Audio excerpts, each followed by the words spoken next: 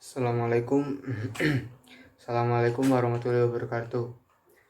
Innal hamdalillah nahmadu wa nasta'inu wa nastaghfiru wa na'udzu billahi min syururi anfusina wa min sayyiati a'malina.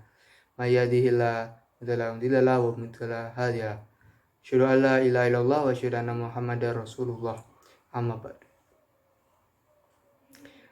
Pada malam hari ini saya akan berkultum tentang 7 dampak bahaya memakan harta haram.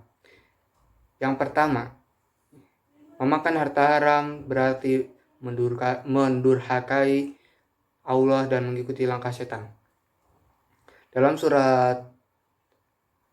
Quran, surat Al-Baqarah ayat 163, yang artinya, "Wahai sekalian manusia, makanlah makanan yang halal, makanan yang baik yang terdapat di bumi, makanlah yang halal lagi baik dari apa yang terdapat di bumi, dan janganlah kamu mengikuti langkah-langkah setan, karena sesungguhnya setan itu adalah musuh yang nyata bagimu." Kemudian Ibnul Qayyim juga mengatakan ada beberapa langkah setan dalam menyesatkan manusia. Jika langkah pertama tidak bisa, maka akan beralih kepada langkah-langkah selanjutnya dan seterusnya.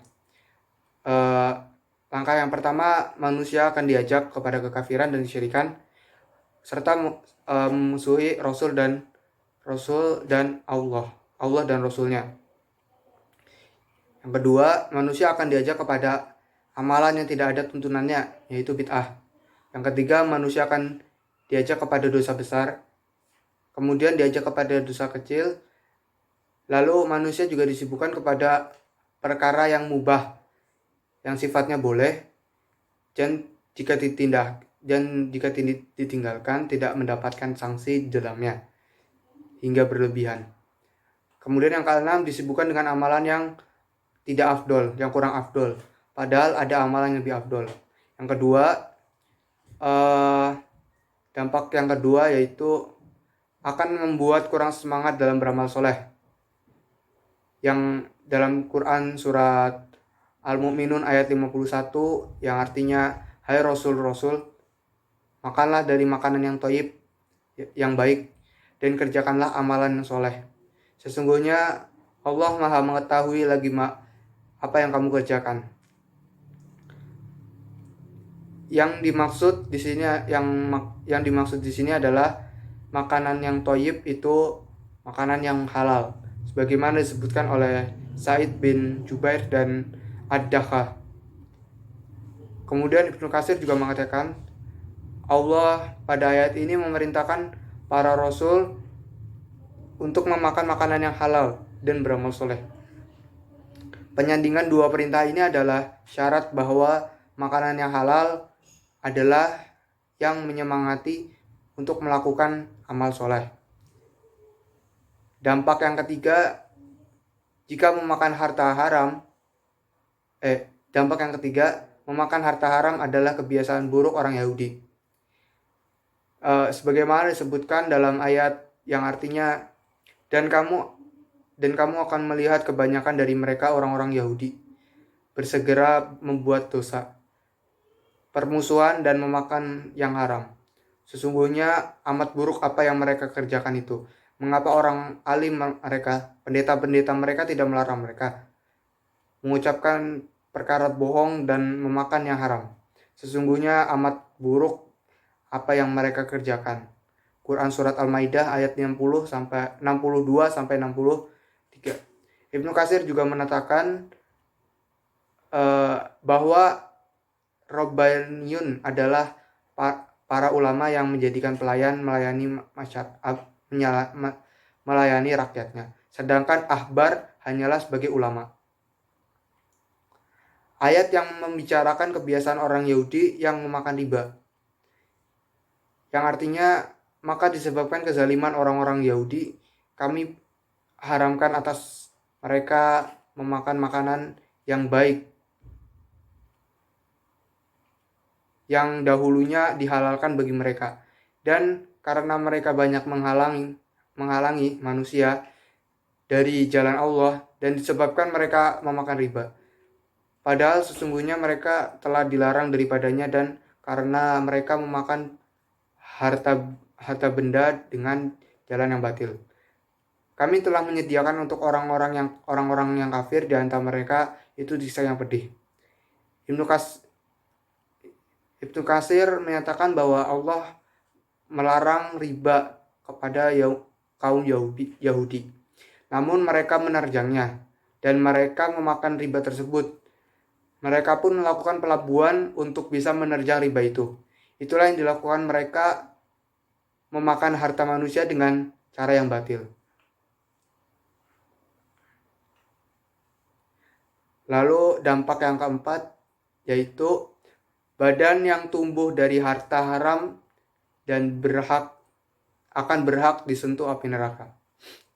Yang pernah dinasihati Nabi SAW pada Ka'ab, yang artinya wahai Ka'ab bin Ujrah, sesungguhnya daging badan yang tumbuh berkembang dari sesuatu yang haram akan berhak dibakar dalam api neraka. Hadis Tirmizi. Dampak yang kelima yaitu doa sulit dikabulkan.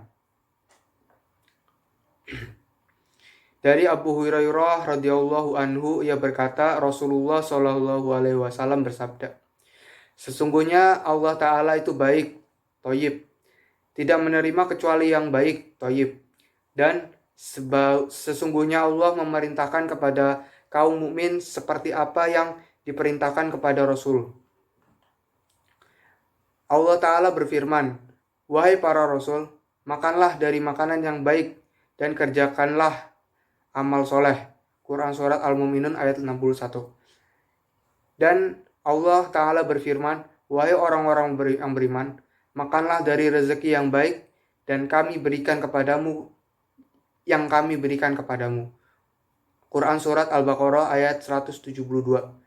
Kemudian Rasulullah SAW menyebutkan, seseorang yang lama beperginya, rambutnya kusut, berdebu, dan menengadahkan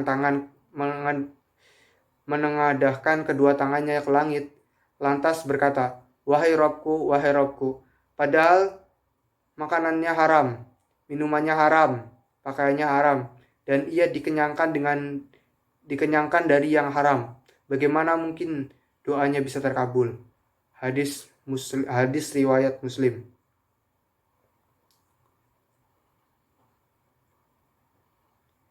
Empat sebab terkabulnya doa sudah ada pada orang ini yaitu 1. Keadaan dalam bepergian jauh, safar. Yang kedua, meminta dalam keadaan yang sangat butuh, penting. Yang ketiga, menengadahkan tangan. Yang keempat, memanggil Allah dengan nama Rabb. Kenapa doanya tidak terkabul? Karena harta haram yang membuat doanya sulit terkabul. Yang keenam, harta haram membuat kaum muslimin jadi mundur dan hina. Dari Abdullah bin Umar radhiyallahu anhu, Rasulullah shallallahu alaihi wasallam bersabda, jika kalian berjual beli dengan cara inah, salah satu transaksi riba, mengikuti seekor sapi, maksudnya sibuk dengan peternakan, ridho dengan bercocok tanam, maksudnya sibuk dengan pertanian, dan meninggalkan jihad yang saat itu fardu ain, maka Allah akan menguasakan kehinaan atas kalian. Allah tidak akan mencabutnya dari kalian hingga kalian kembali kepada agama kalian. Hadis riwayat Abu Daud. Yang ketujuh, karena harta haram, banyak musibah dan bencana terjadi. Dari Ibnu Abbas radhiyallahu anhu, Rasulullah shallallahu alaihi wasallam bersabda, apabila telah marak perzinaan dan praktek ribawi di suatu negeri, maka sesungguhnya penduduk negeri tersebut telah menghalalkan diri mereka untuk diazab oleh Allah. Hadis riwayat Al-Hakim. Beliau mengatakan bahwa sanad hadis ini sahih. Imam Az-Zahabi menyatakan hadis ini sahih. Syekh Albani menyatakan bahwa hadis ini hasan. Sekian dari saya. Wassalamualaikum warahmatullahi wabarakatuh.